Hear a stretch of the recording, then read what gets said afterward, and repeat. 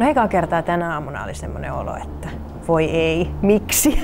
Miksi mä lupasinkaan? Et ensimmäiset tuntemukset, niin varmaan se pelko oli se. Eka ajatus oli, että ei kiitos, ei käy. Tää ei ole ehkä se kaikkein turvallisin laji. On sellainen jännä kakka housuussa siinä, että kuinka tässä nyt käydään, mutta ei se ole herra haltu. Tässä on Risto Kaskilahti ja mä olen näyttelijä. Mä oon Elsa Saisio, näyttelijä. Mä olen Anna Vihanto ja mä olen näyttelijä. No, mä oon Jarppi Dudsonista ja me tehdään tällaista Dudsonit-nimistä TV-sarjaa SubTV:lle. No niin, huomenta päivää ja tervetuloa. Janne-Petteri Ahonen, ikää 31 vuotta tällä hetkellä, 16 vuotta maajoukkueessa ja laji mäkihyppy on suhteellisen tuttu. Ahonen tulee sieltä ja saa tuulettaa tässä nyt aivan saletisti tätä hommaa. Voittajana 138 metriä. Janne Ahonen on ylivoimaisessa kunnossa tällä hetkellä. Ottakaa siihen vähän tilaa itsellenne ja alkaa reenaamaan sitä tärkeintä, eli lähtökohta hyppäämiselle vauhtimaan laskuasento.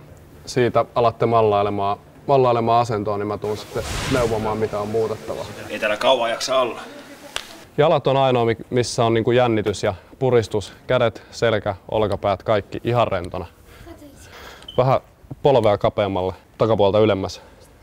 Käsi vähän ylemmäs. Siinä. Kädet suoraksi, mutta rentona.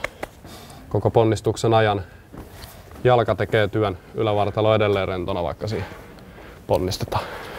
Se on jännä, että semmoiset ihmiset on usein hirveän rauhallisia, jotka saattaa sitten olla maailmanmestari mäkihyppäjiä.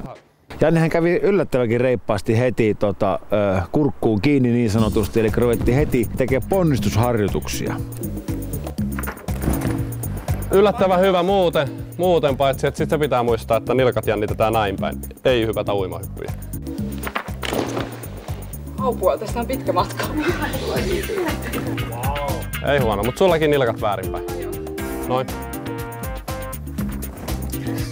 Siinä oli ensimmäinen, missä oikeasti sai vartalossa jopa kulma, eli ei ponnistanut lantioa eteen, vaan pysyi vartalo näin päin. Mulle tuli mieleen se, että jos mä oon nyt hyppyrin nokassa ja teen tämmöisen liikkeen, niin tämähän on ihan järjetön, että kun on vielä sukset jalassa.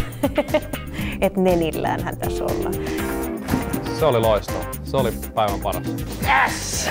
In your face! Mitä se tarkoittaa? Kyllä mulle jäi sellainen, totta kai jäi sellainen luottava fiilis sitten, että jos kerta pohjat on suurin piirtein kunnossa, niin on parempi lähteä sitten kokeilemaan sitä ihan tosi toimissa. Otas nää. Koska sehän on fakta, että mitä pitemmät sukset, sitä pitemmälle lentää. Näinhän se menee, mutta pitää muistaa, että rajansa kaikella. No niin, näillä mennään. Näillä mennään.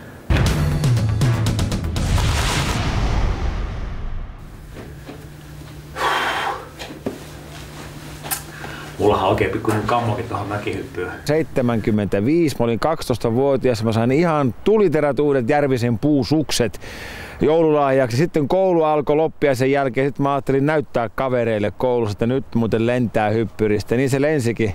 Molemmat Järviset poikki ja mä tulin pää edellä alas. Elikkä sä teet justiin päinvastoin, mitä tänään opit. Joo. Toi Eela rinteeseen ja siitä on vieläkin muistuna 2 nikamaun tuolla päällekkäin tuolla selässä. No niin. Tästä on hyvä jatkaa.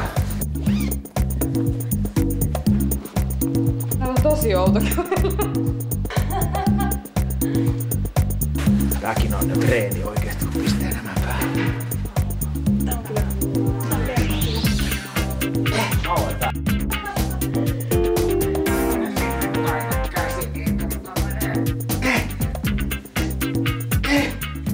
Tää voi käydä hankala. Ainakin siitä hänet pysykää takana, se ei muukin. Mutta tiukkaan pitääkin olla. Mitähän se? Se on päällä muuten. Mikä olla? Kuuma. No vetskari voi vähän olla auki, mutta niin. Hei, aika jämäkkä olo. Mä en tiedä kuinka pieniä miehiä ne on mäkin hyppää. Voi Kinnusen Jorma. Mä hyppään unkkarilla.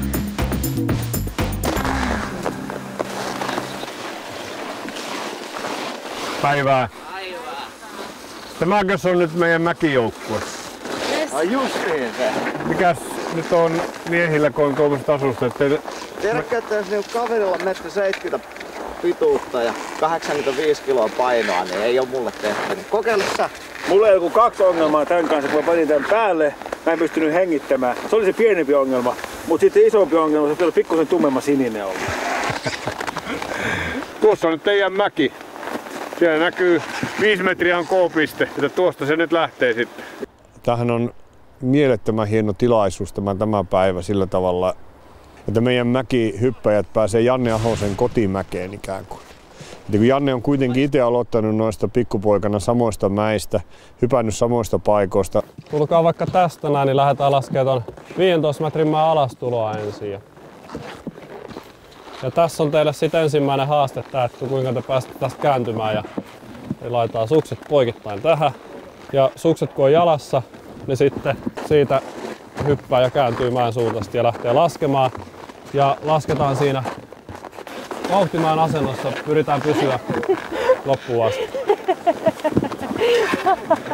Ei mitään kontrollia ollut siinä vaiheessa niistä suksista. Ensimmäistä kertaa ikinä mäkisukset jalassa ja sitten sanotaan, että tuohon suuntaan. Hienoa! Hyvin meni! Loistavaa! Hyvä! Yes! Ei saakeli. Ei oo helppo. Ollakseni rehellinen, niin tää näyttää musta pahemmalta tää alastulorinne kuin toi pieni hyppyrimäki tossa. Nyt käännyt siitä pikkuhiljaa. Nyt otat sen asennon. Joo. Onko valmis? Oh. Menee.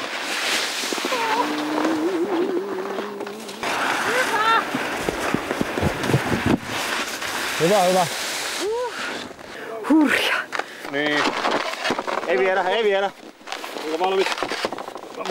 Ne siellä kiinni johonkin. Okei. Noniin, menee. Se on vahvaa. Niin. Ihan hyvin tuli. Tuommoista hyppäämään pystyi tekemään kyllä tuohon eteen. Että kiva, että pojat päästi, mutta ollaan niinku varovasti laskemalla. Hyvä! Yes! Oi! Hyvä Elsa! Hei, tuli lopussa! Musta toi oli kaikkein vaikein kohta toi loppumies. Mä oon kilometrin pitäisi asuksia. Mä pääsen ylös. Yleensäkin mäkisuksi on hankala hallita, että jos vertaa vaikka alppisukseen. Alppisuksessa on terävä kantti, mikä puree ja sitä on helppo kääntää, mutta mäkisuksessa taas on pyöreät kantit ja se suksi ei meinaa aina kääntyä ihan sinne suuntaan mitä haluaa. Ja alastulossa varsinkin, jos sukset lähtee haukottelemaan, niin siinä on sitten aluksi vaikea niihin tottua. Et eiköhän tää ollut tää päivä tässä ja lähdetään nyt sitten tanssimaan. Suksi. Riennaa. Joo, monotanssit. Anna tässä laskea. Alkaa balanssi löytyy. Kohta pääsee hyppään. Yes.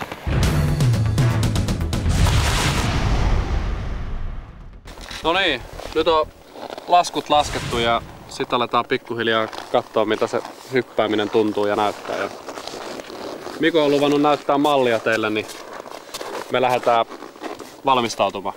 Yes, hyvä Mikko.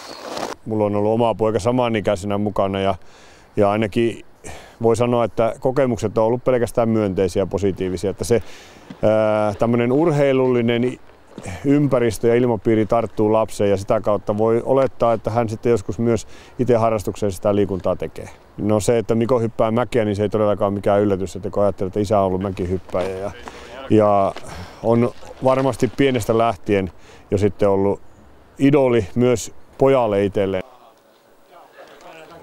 Saadaan takia.